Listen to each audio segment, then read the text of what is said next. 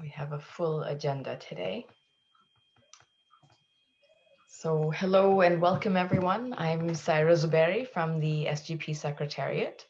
And as we said, as you're logging in, please take a moment to introduce yourselves using the chat box. A note that we'll be sharing the links from this Gender Cafe using the hashtag IPV and work today. And the presentations will be recorded and shared, but only the highlights from small group discussions will be shared. That will not be recorded, and there will be no names shared from any of the notes. Next slide, please. Before we begin the Gender Cafe, I will really quickly introduce the Society of Gender Professionals for those who don't know SGP.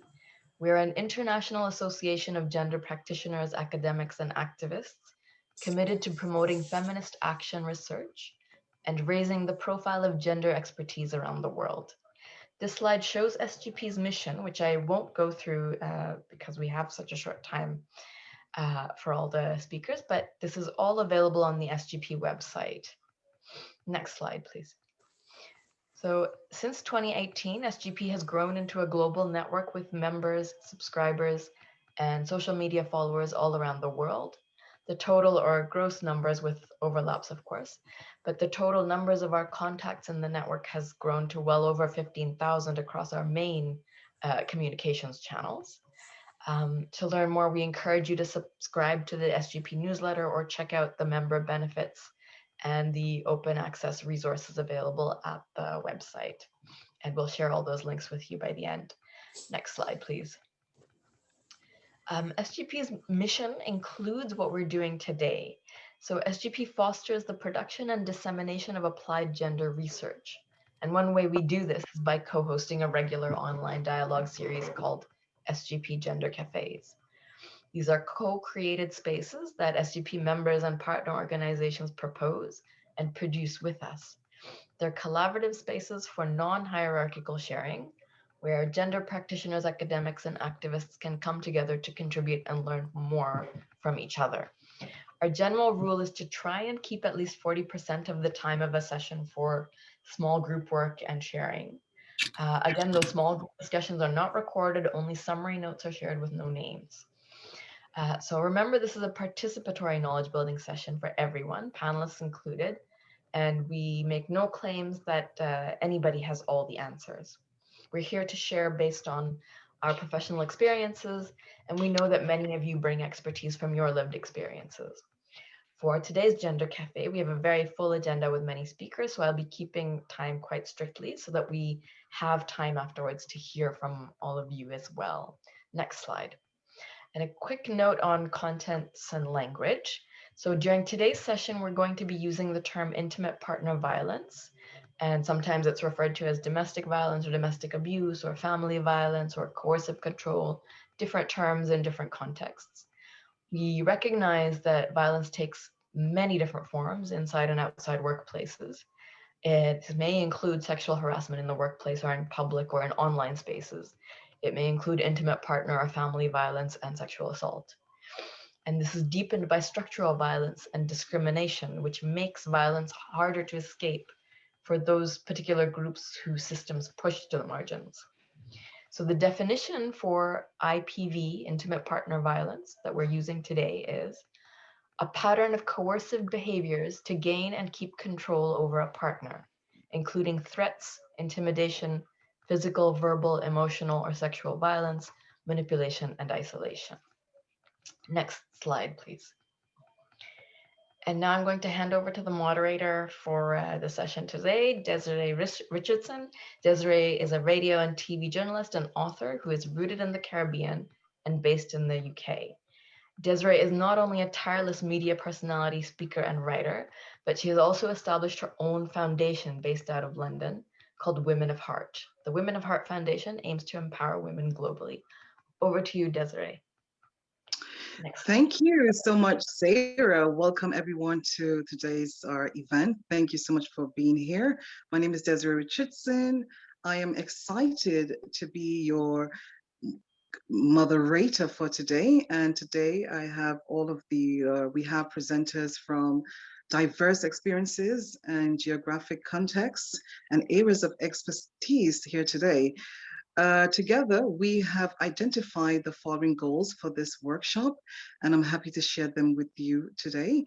So first goal, we are going to identify emerging issues on IBV and the workplace, share and generate knowledge on how organizations can support survivors using a human-centered feminist approach, build SGP networks, knowledge, and contribute to movements working towards survivor-centered cultures, and explore opportunities to provide training and technical support to companies or organizations. Our first presenter for today, her name is Adriana Lee Greenbald, and she is from Montreal, Canada, and she has 15 years diverse experience as a human rights and employment lawyer, international trainer, and facilitator in gender, diversity, and inclusion and organizational well-being. Her recent work includes developing sexual and gender-based harassment prevention mechanism, UN Women in Georgia, working with Equitas International Center for Human Rights, education, and contributing to the UN Global Compact Network of Canada's Blueprint for Gender Equality in the Private Sector. In 2021, she was included on World's Pulse list as one of 21 women leaders to watch in 2021. Now over to you, Adriana. Thanks, Desiree, so much for that. So I'm really excited to be here today. And we know from our various experiences, there's been a rapid increase of intimate partner violence, domestic violence internationally, and working remotely as well. So many of us could never, but now particularly it's more acute. We cannot neatly separate the workplace from what goes on at home, right? In fact, many of us, as I said, never could. This also includes frontline workers, many of whom on the front lines in healthcare, restaurants, shelters. Many of those have also had to leave the workforce in significant numbers. So on that note, I want to start us off with a brief discussion of policy and legal frameworks that argue for an employer responsibility to prevent and respond to intimate partner violence. But first, we've got a lot of folks on the line from around the world, from a lot of different experiences. So I'd love to hear from you. You can use the reaction options on the bottom right of your Zoom screen to do an informal poll. I want to ask you, does your workplace or your organization have some kind of policy on domestic violence in the workplace? Use the green tick that we see for a yes, or you're working on one. Oh, that game, yes, hello. Or no, not sure, big X, no, Daniel, I see the clear, I love this poll. Or unsure, you could put the surprise emoji.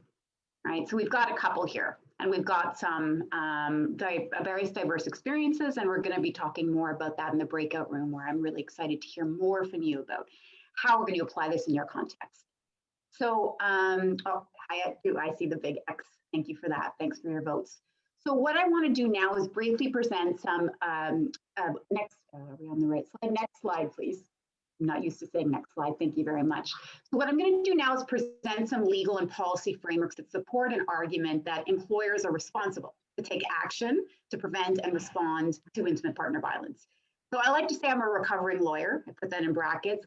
What I mean by that, many things, but I always emphasize that laws and policies are just one of the many steps that it's going to take in a long-term, continuous, systemic process to create environments and communities and workplaces that are violence-free.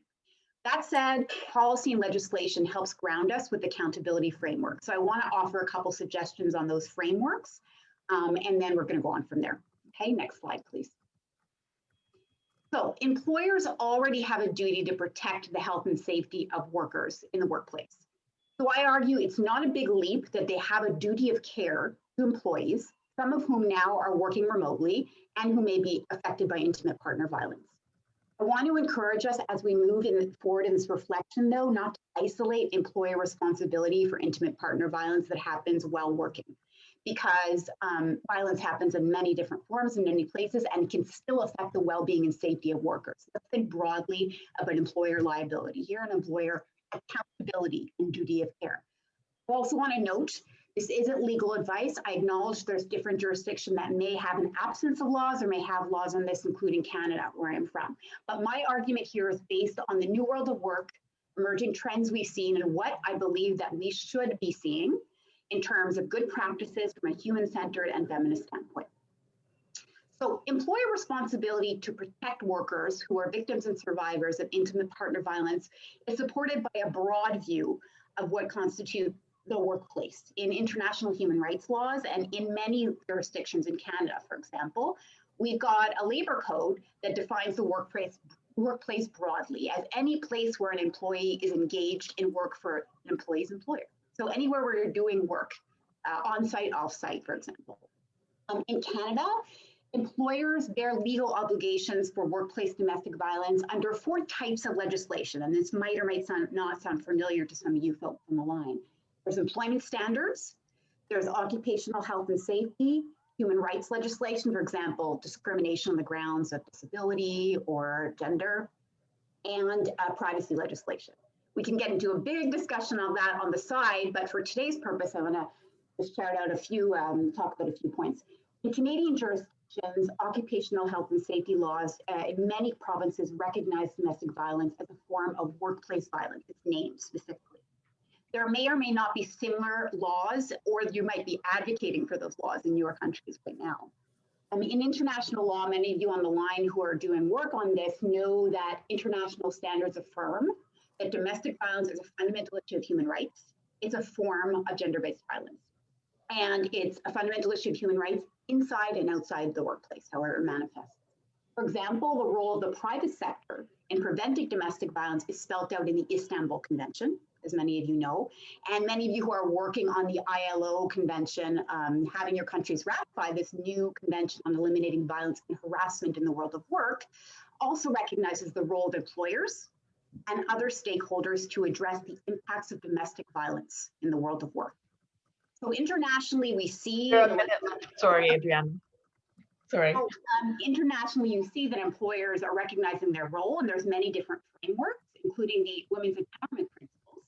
And we'll put into the chat, Cyrus, the link that I've got there, which is a framework that has helped the private sector advance gender equality. And Tamta is going to speak in a couple minutes as a signatory of the Women's Empowerment Principles on how they've advanced domestic violence corporate policy in her framework in Georgia. So that's a little about this. We don't have much time left. Thanks, Syra, for that. There's one more slide, but I'll just quickly go through that, and it's a great introduction to what my colleague Olivia is going to talk about. Generally, I want to say that, laws and policies are very important. We need them, but we need to move beyond this. We need to move beyond a compliance-centered approach to this. We need to move towards acknowledging this wide breadth of duty of care, create survivor-centered policies.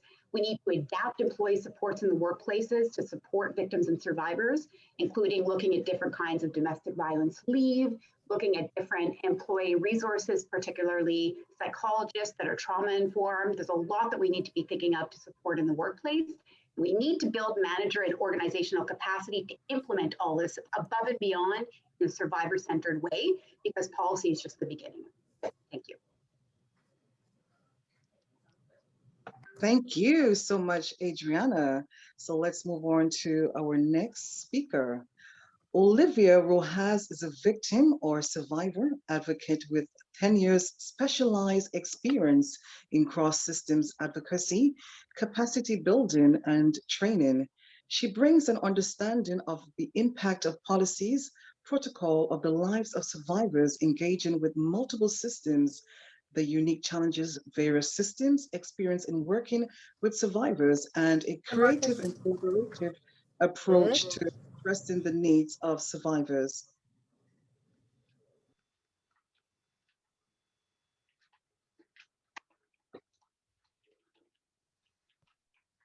Hi, everyone. I'm Olivia. Thank you, Desiree, for the introduction. I'm very excited to be here today with everyone to talk about intimate partner violence in the workplace. For my section, I'll be reviewing the impact IPV has on the workplace and a variety of strategies that can be used to build workplaces that support survivors. Next slide, please. Intimate partner violence has many implications for the workplace, including workplace disruptions and on-the-job harassment, threats, and stalking, which can make it difficult for people to focus on their work and lead to reduced productivity. There's also a human toll of IPV in the workplace. IPV is a leading cause of workplace violence, often resulting from the abusive partner bringing the violence into the victim's workplace as a strategy to control and isolate the victim. It's critical that employers understand the medical, administrative liabilities and the overall company costs of IPV.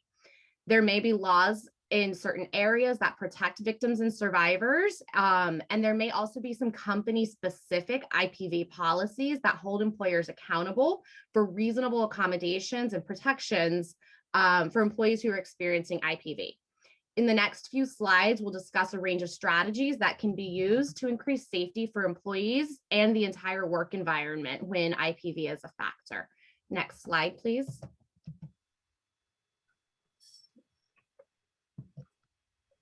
Okay, so the first strategy that we can use is what I call a culture of care. This is an organization that's invested in the entire employee, not just their work outcomes.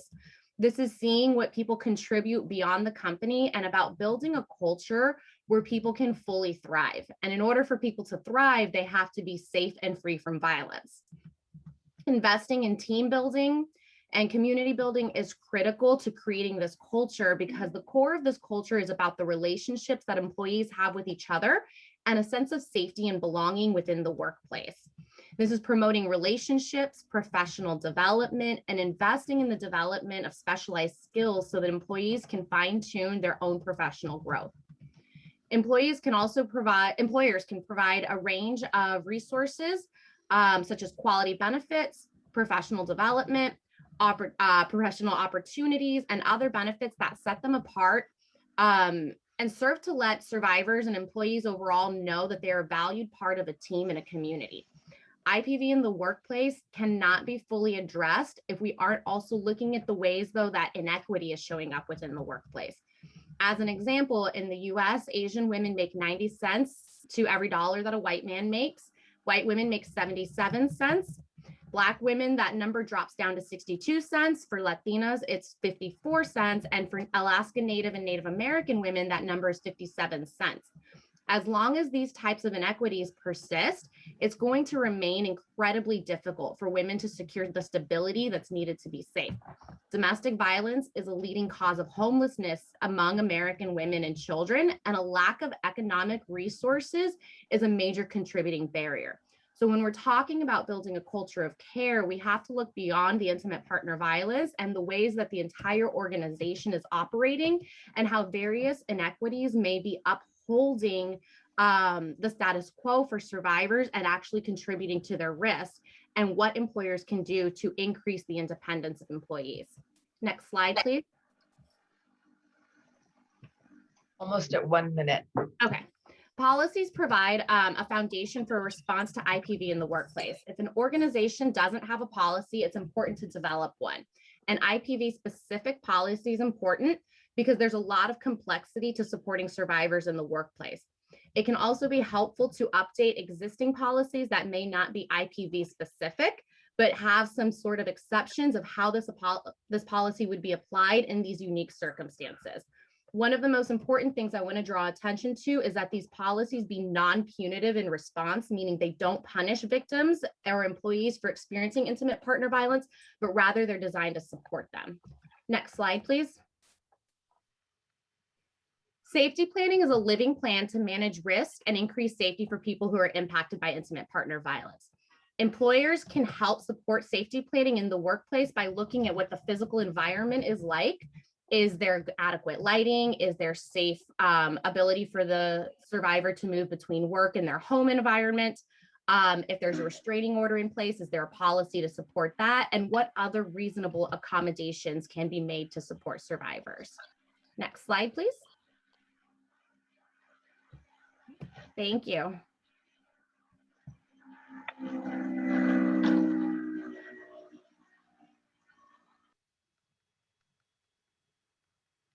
back to Desiree now. Thank you very much. Our next presenter for today is Sherna Alexandra Benjamin. She's a leader who redefines women leadership and interpersonal violence prevention using a justice approach. She's listed on the Gender Security Project Feminist 100 2021 as one of 100 women global south to watch in the coming years. And World Pulse lists her as one of the 21 women leaders to watch in 2021. She is currently pursuing social work studies at the Huntington University, where her interests are in research policy. She is 2020-2021 Global Public Voices Faculty Fellow at Cornell University, a World Pulse digital ambassador, and a woman, peace, and security advocate with 14 years experience as a social system and gap analyst and consultant. She promotes a culture for the advancements of women and children, justice, collaboration, storytelling, and peace building. Her life inspires women to embrace their agency of life, build their leadership capacity, and tap into their power to create their privilege. Sherna has received numerous awards, including the 2021 UK-based Women of Heart Award for Advocate for Women, Peace and Social Protection. She's a public speaker, author, encourager, and a thriving survivor of severe childhood and adult abuse. She draws power from the divine strength and from her immediate family and friends. Inspiration, she is. Motivation, also from the Amazon Sisterhood. Ladies and gentlemen, Sherna Alexandra Benjamin. Thank you very much, Desiree. I would really like to say that the ideology that a company or organization is established with will be transferred into their practices. And violence does not occur in a vacuum, nor is it isolated. It is used as a punitive, coercive, controlling, and vengeful methodology in public and private affairs. It's a human activity that interconnects with every system in society at the micro, meso, and macro levels, negatively impacting lives, livelihoods, and sustainable development, and curtailing the realization of women, peace, and security agenda. Next slide, please. Intimate partner violence falls under the umbrella of interpersonal violence and may be, and at times is categorized, as was said before, domestic violence along the gender-based violence continuum. IPV interconnects with the family system, and here family is not limited to the functionalist sociological perspective. It interconnects with the community, as it hinders a victim's full participation in the sustainable development of their home country. IPV leaves homes and enters the workforce, reducing productivity, contributing to job losses or frequent job changes.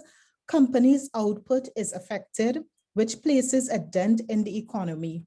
It reduces output, leads to reduced wages, reduced taxes, and this reduction feeds into the social welfare systems, the same systems that a victim may reach out to for support.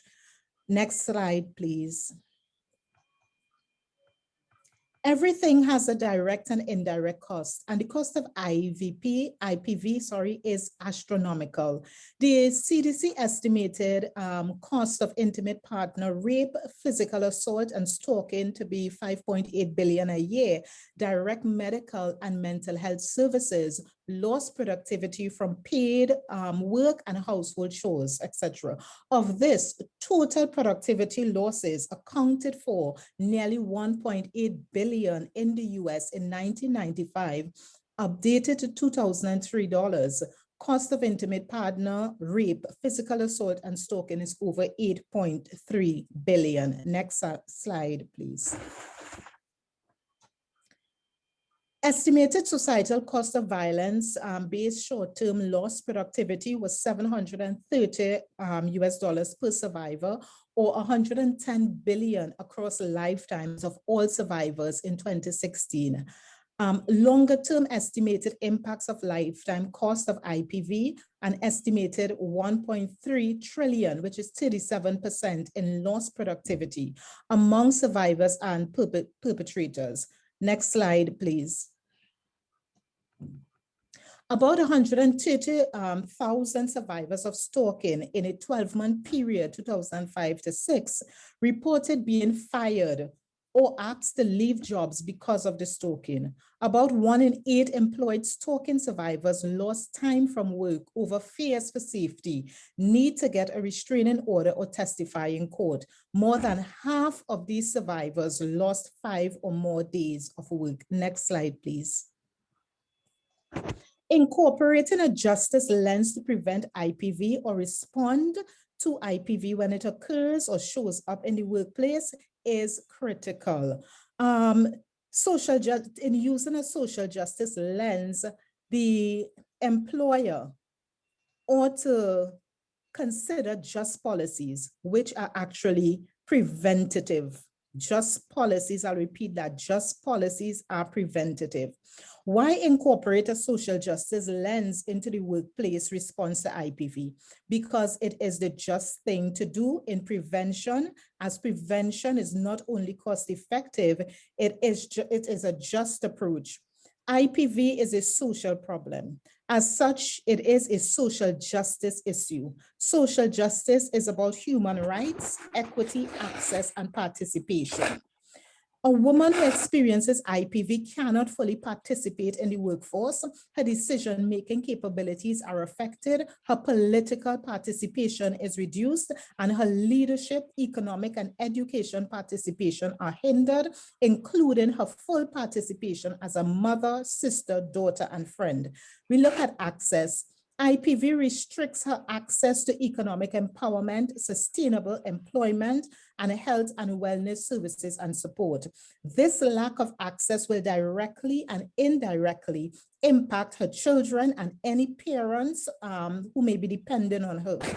Equity. Equity of treatment within the workplace can be hindered by the absence of an adequate workplace response to victims, further victimizing victims as they experience employment termination. Loss of income is affected, leading to a reduction in disposable income and loss of housing.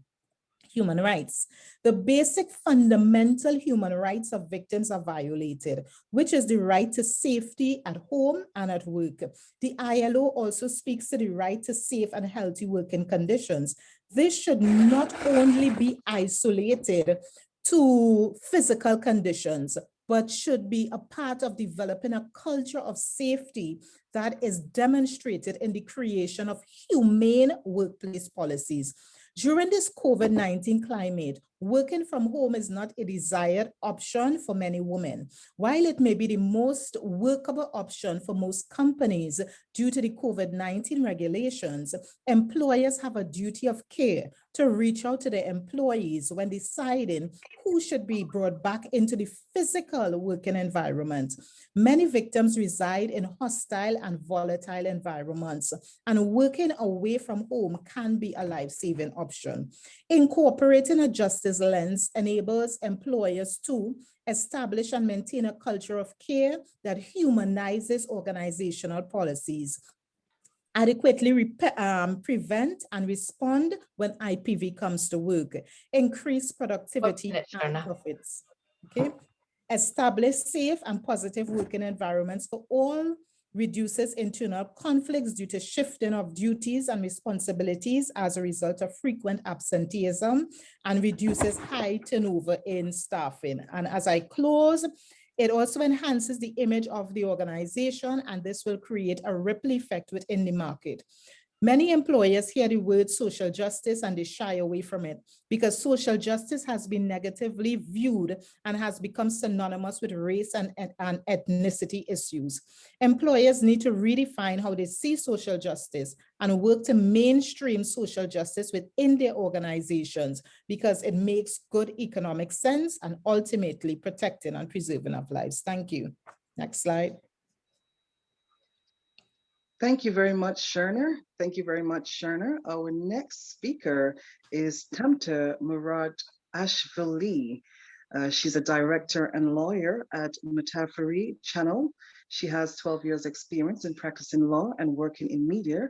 She serves as the chairwoman of Communications and Media Law Committee at Georgian Bar Association and is a member of the International Bar Association Women's Lawyers Committee.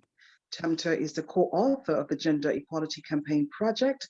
Tulupa, she's a graduate of Tbilisi, I hope I have that right, State University and University of Vienna, Austria. Thank you. Next slide, please. So I come from Georgia, the country Georgia, not the state in America. And as already said, I represent Tavari Channel. Tavari Channel is a broadcasting media in Georgia. We are the second highest ranking media. We've been operating only a year and a half, and we are really strong now, strong media, a strong key player on the Georgian media market. So once we realized our power and influence on society, and while realizing the critical situation that we have in Georgia, violence and domestic violence against women, very high rates, we decided to dedicate our role as a media to this problem. So a year ago, we decided to become a signatory company of UN Women's Empowerment Principles, that is called WEPS, and we became the first media company in the Caucasus to sign the WEPS, and we're very proud of it. So during this 1 year, we've done a lot of work, and I'll talk about this work. We see our role like in dual aspect, because we are a private media company and we're an employer and we need to protect our employees, and we are also a media outlet that is a key role player in the development of democracy and human rights, and women's rights are human rights. So that's why we partnered with UN Women in Georgia and with Public Defender's Office of Georgia. And first thing that we had to do is to train our employees, because there's lack of sensitivity and lack of knowledge on what is feminism and about the violence against women. So we decided to start from ourselves, so to speak. So we trained our employees and journalists for them to know what is violence, because they might be also experiencing it, and also for them to increase sensitivity while reporting and how they should be reporting. And we also had some problems with ethical reporting, so we decided to improve that. So with the help of trainings, we're doing good. We have increased our quality, and we have now including a lot of content in our programs. Basically, every day we have a program that is dedicated to women's rights. That could be entertainment shows, for example, in morning shows, where we show stories of women, of successful women, that stories might inspire other women. We show stories of women who just started their business and who have some who have resolved some problems, and their stories are inspiring as well. We also did some social ads that included numbers, for example, how to call and where to call during violence. We including numbers of police, and if there's a negligence from police and inaction, what the victims and survivors should do. We offered not only legal resources, legal support, but also the numbers of the organizations where victims and survivors can ask for their psychological support and social support. The campaign that we did against violence helped us to achieve goal. And one of the inspiring stories that I want to share is that about 2 months ago, a woman approached us. She came to our office. She was victim from her partner.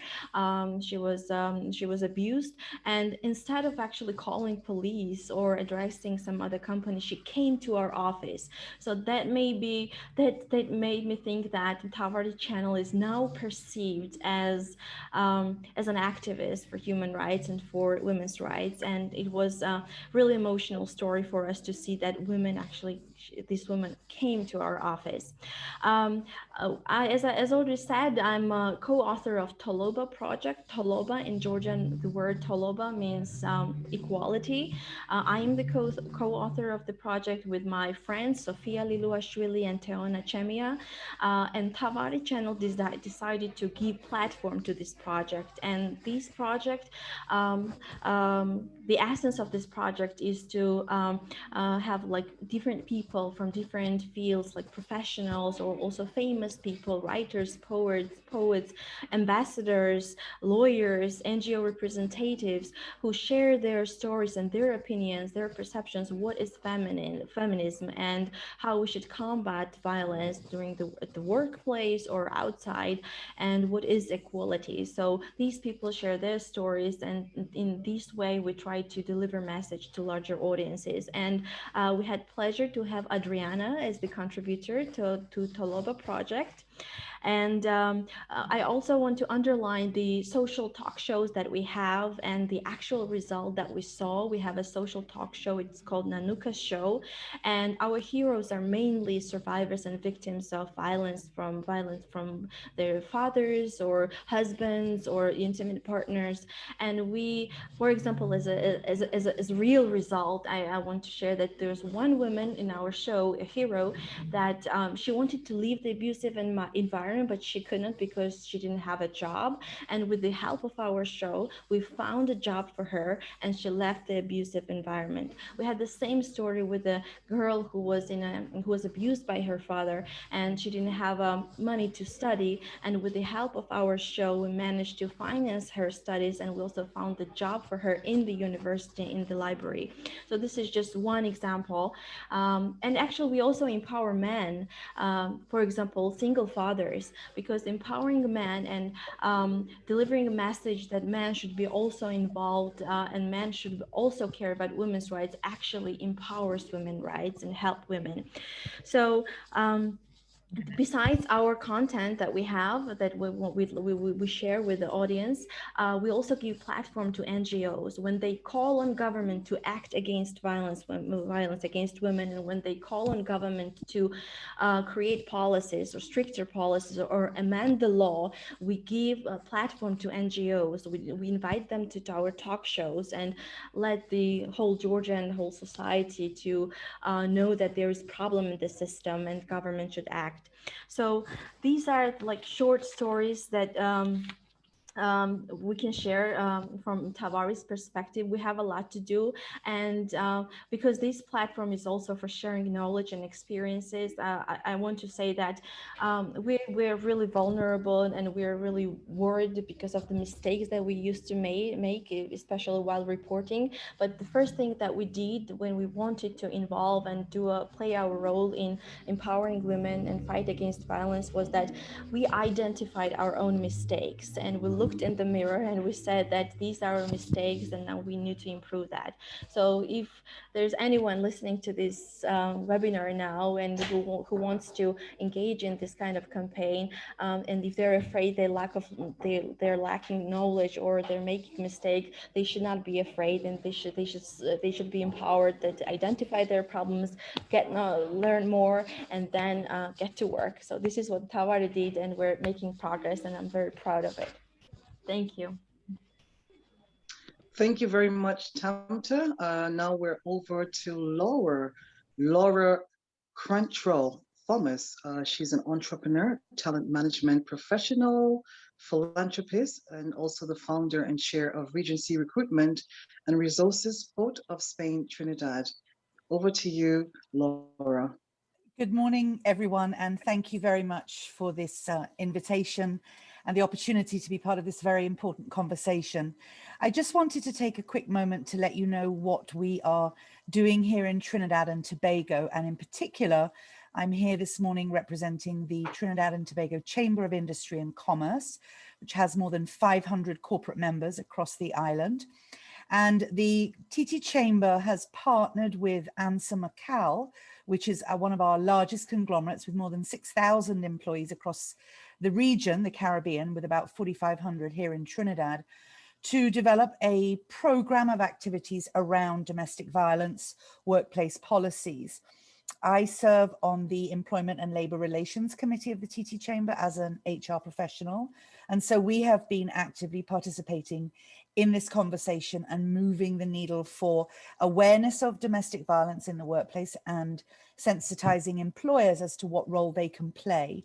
So some of the things, the activities that we are undertaking, just to share with you, are desensitization sessions. We've partnered with the Coalition Against Domestic Violence here in Port of Spain, and we will be rolling out some sensitization workshops for senior managers in the ANSA Macau group as a pilot, because we all understand that without the buy-in from senior leaders, the culture cannot change in the organization. So that's the first thing that we're working on with the coalition. And then to go to the next level of managers and leaders, particularly with the human resources and managers involved with training and personnel issues. We then are going to be creating what we call a commitment pledge, where all, we hope, of the TT Chamber members will pledge to not only employ a domestic violence policy in their workplace, but to really ramp up their training and sensitization around both survivors and perpetrators who work for them, and put in place counseling and other systems and processes, because we have a terrible problem with domestic violence here in Trinidad. It really is become almost an epidemic, especially during COVID.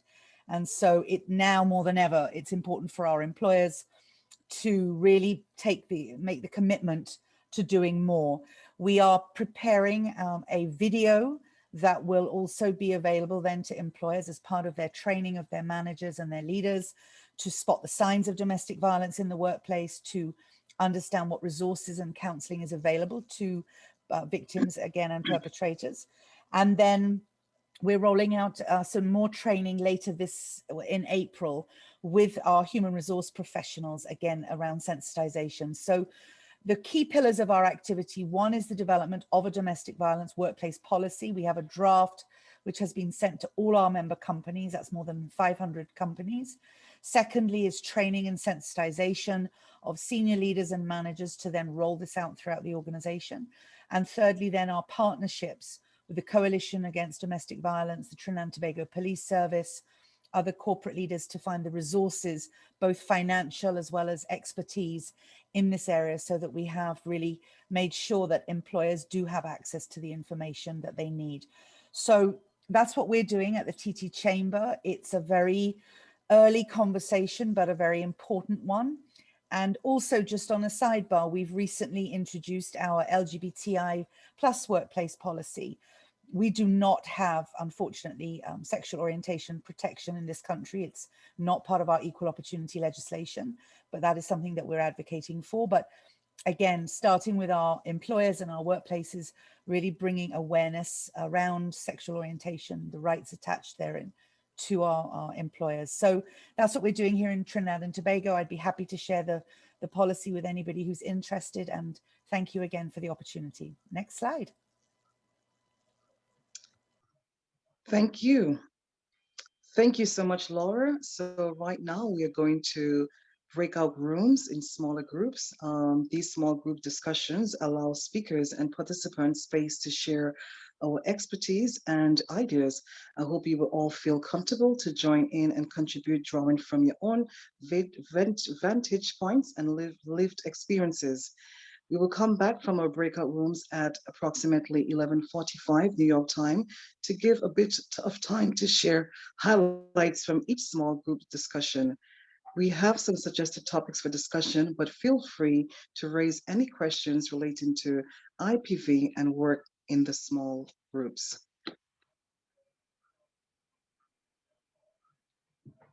So we also have 3 questions for breakout room conversations. And the first question is, how can we apply IPV-informed policies and practices in our organizations?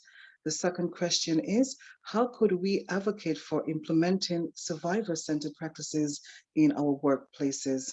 The third question is, how should we think about IPV and workplace policy practice in light of trends during COVID response? Next slide.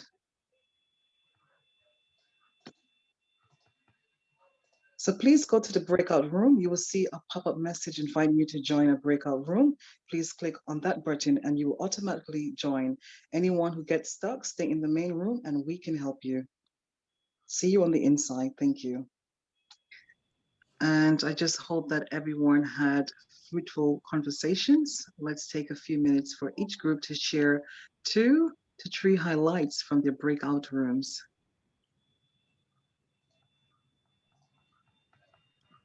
Okay, well, I'll go first. I'm group 3, and we had Trinidad, Mexico, Philippines, and Monica, where were you? Are you in the States? I think in the US. Canada. So Canada, okay. So just a couple of things that we were talking about in terms of how do we actually influence change in organizations. And we all agreed that it's essential to get leaders to buy in to the need for domestic violence policies, safe spaces, and training and all of these things. And one of the challenges I think, and we shared for a lot of NGOs and advocates, is not speaking the language of business. And so, yes, we are all passionate about it and we know how important it is, but sometimes you have to speak in the language of the people that you need to influence rather than your own language. So for example, talking in dollars and cents, and of course, Shona had shared some of that. So if an employer doesn't invest X dollars today, they will lose Y dollars tomorrow in productivity and all of the other things that are measured. And there are, of course, studies. So we have to change our dialogue, I think, to talk to employers in that way. And also, of course, to legislators, to politicians, to talk to them in their language, which is votes, and getting support from the female vote, that kind of thing. So I think we have to change the narrative to get the changes that we want to see. And a very interesting point that was raised in our session by Nicole is that we very often measure the cost to the victims and the survivors, but not the cost of the perpetrators. So if you have a violent man in your workplace as an employee, what impact is he having on other employees, on your customers? And Shona is going to share a study with us apparently that has been done around violent men or perpetrators using company resources to further their agenda. So that's also an interesting side of the conversation that we may be not addressing enough. You might be losing business if you have a bully, a male bully or any bully in your firm, bullying female customers who don't return to your business. You're not measuring that. So I think the language that we use is very important to get the changes that we want for particularly leaders and legislators. I don't know if I've missed anything, guys. That's it for group 3, if I can be so bold. I'll go for group 2. We had the question about advocating for implementation of survivor-centered practices and policies. And a couple of things came up. First, around how legislation or policy or regulations can be used to create legal accountability to companies to support survivors. So we had an example shared where in Spain, there's a law that employers cannot terminate victims of domestic violence for being victims of domestic violence. And so that provides some legal protections and a foundation to build on. We also had very similar dialogue as group 3 with talking about the cost benefit analysis of supporting survivors and really looking at not just what's the cost of IPV on a workplace or a company, but what is the benefit to supporting survivors? How do we translate that into dollars that leadership will be responsive to? And then we talked about a 2-pronged approach of the importance of both supporting survivors while also doing broader social work on preventing violence and specifically focusing in early childhood development so that we don't continue spinning in a cycle of responding, and we're able to start investing in prevention. Did I miss anything, group 2, that y'all want to add?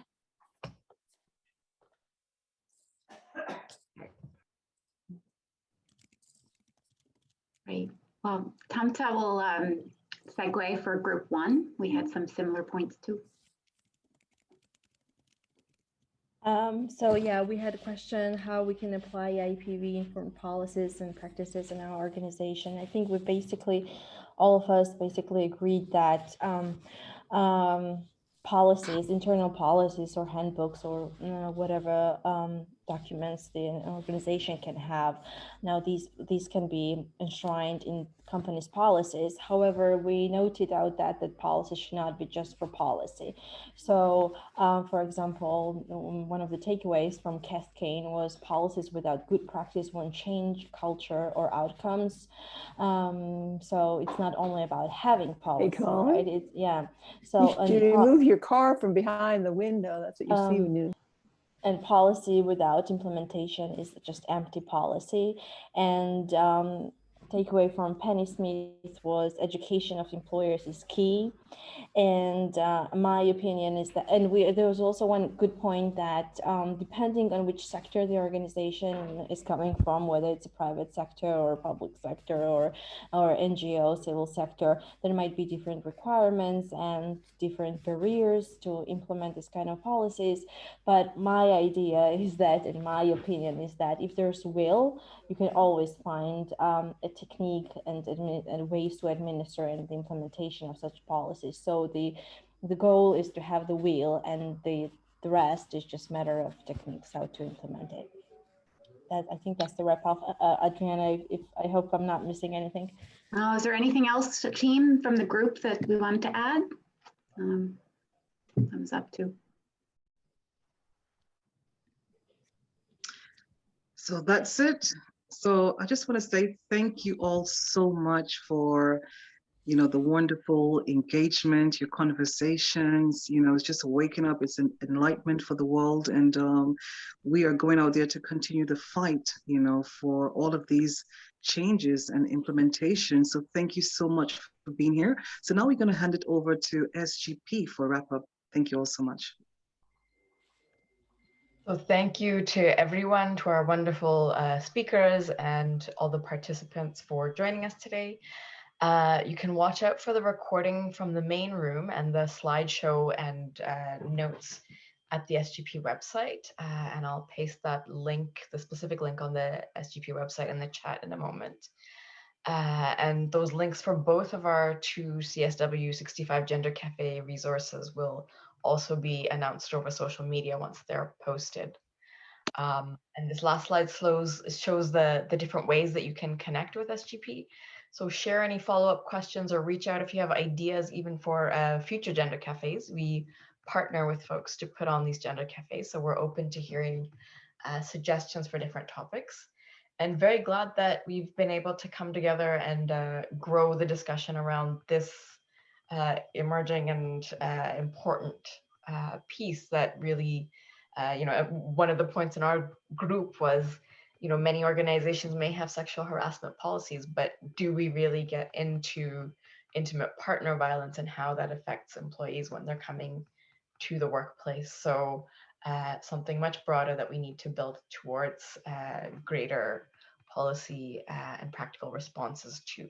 So thank you very much, everybody. And we hope we'll see you all again at upcoming CSW and SGP spaces. Thank you so much. It was a wonderful conversation. Thank you, everyone, for being here. Bye. Thank you. Thank you, everyone, for being here. Thank you. Bye. I look forward to continue working and all right.